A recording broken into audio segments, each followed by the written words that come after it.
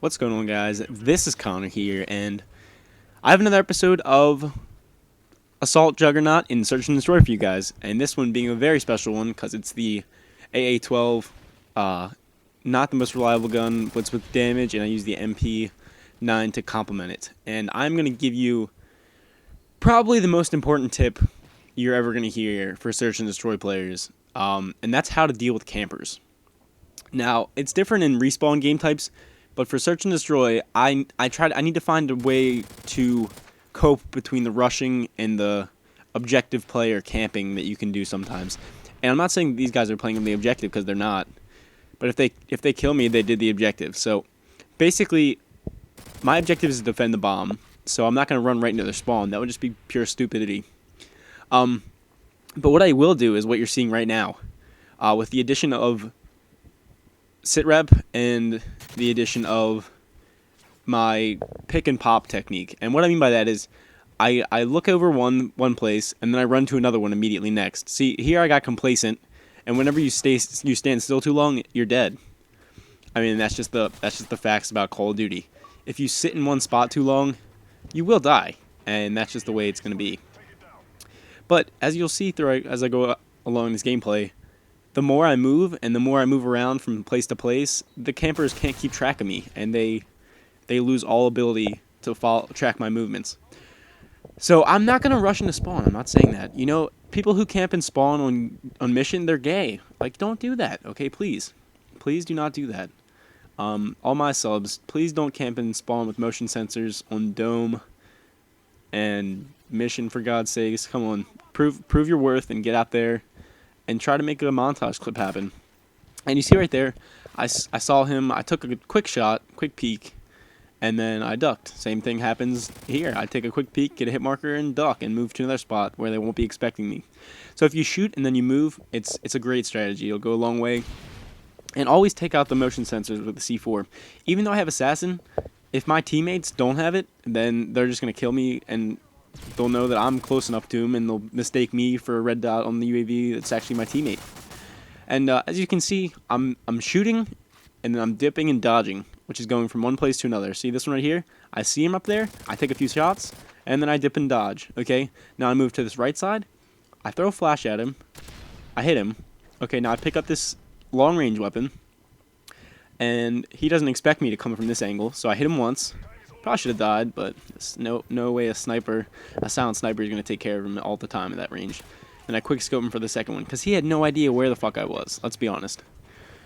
Alright, so this is basically just for defense, but it's a very important tip that you can apply to defense on every map, not just mission.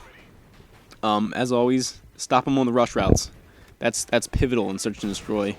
And I like to use Specialist, but I'm finding that assault killstreaks work much better against campers, because most campers don't use blind eye. Well, they do actually, but for every camper that uses blind eye, there's another one that's going to use an extreme conditioning, one of those perks, or sleight of hand to help them reload faster when they're camping. So choose wisely. If they're all camping in the back, maybe Specialist isn't the go-to option for that map. That's just the way things are.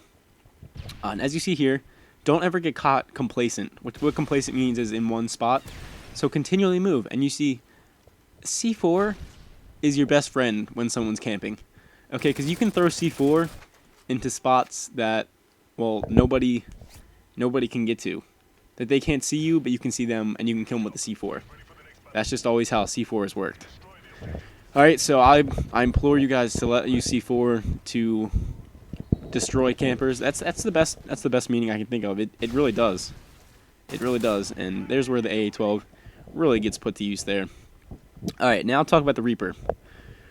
Reaper is a really good assault streak. The only downside to it is that it leaves you very prone. And what I mean by that is it leaves you with no protection on the ground. So if there's a guy using blind eye, let's say, he could run right at you and knife you, and then you lose your Reaper. So it's worthless.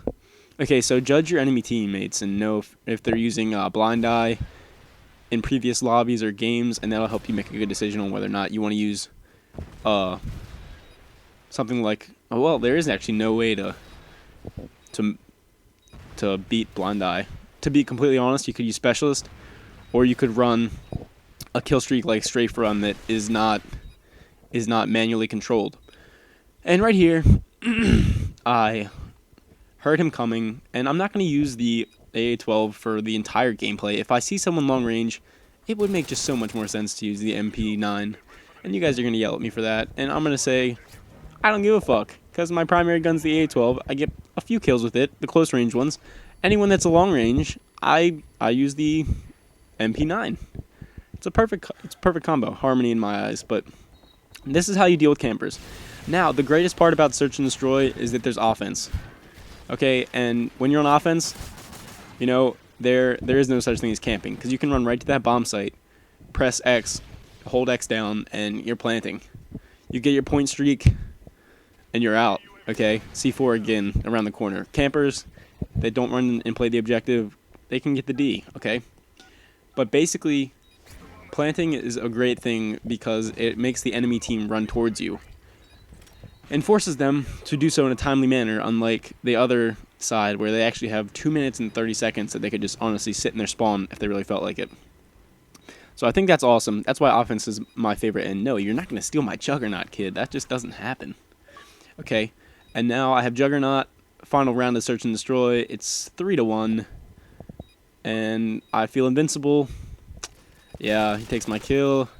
This kid's in here, and he actually almost kills me. This was a very good effort. This kid was not total shit, like some of the players that I play with on MW3. And through my shitty-ass aim and his unbelievably good aim, he almost took me out. But nevertheless, Juggernaut's going to get the best of most S&D teams.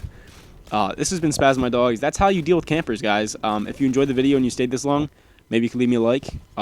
Favorite would even go a long way, and tell me about your experiences with dealing with campers. Do you deal with them similarly to the way that I do, or is it different? That was 17-1 with an AA-12 and an MP9. Hope you guys enjoyed, and this is Search and Destroy Juggernaut. Peace.